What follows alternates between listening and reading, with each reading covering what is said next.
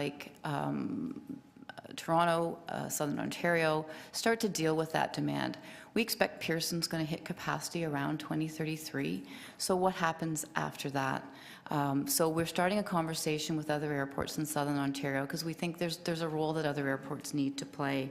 And how do we collaborate together to make sure that we're supporting the economy in the way that we're required to do in terms of our business mandates, and do that in as coordinated a fashion as possible, and making sure that the ground transportation linkages that are going to be required for a system to operate, and I use the small s, not large s system, but those ground transportation investments, as we all know, don't happen overnight. They take some time, so 15 years will go awfully quickly, and so we'll need to plan ahead. This chart shows you the gap that we're starting to see. The 70 million line across the chart shows you the demand that the capacity that we know is in the region in terms of airport capacity.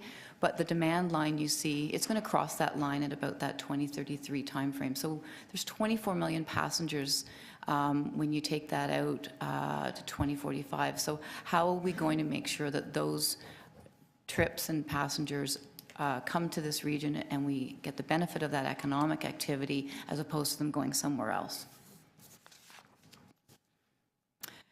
As David mentioned, the board's been very focused on making sure that our financial books are in order and that we're in a strong financial position. This year we did show, for last year we showed a $42 million net income. That's allowed us to continue to pay down our debt and actually start to pay down debt more quickly. We're in the second year of a 3-year freeze in terms of aeronautical rates and charges, so that gives airlines certainty in terms of their own business planning. And we continue to look at that long-term debt and making sure that that's being paid off as efficiently as possible. We also continue to look at how we continue to grow what we call our non-aeronautical revenue. So that's retail, concessions, parking, those items. So we had an 8% increase in the non-aeronautical revenue in 2014, and we continue to see that grow. So that's good news for us in terms of continuing to make sure that landing fees are competitive and that the airport is able to compete for that traffic. Here you see what's happened in terms of the aeronautical fees for airlines. They've been reduced in the last 5 years between 25% and 30% for our carriers.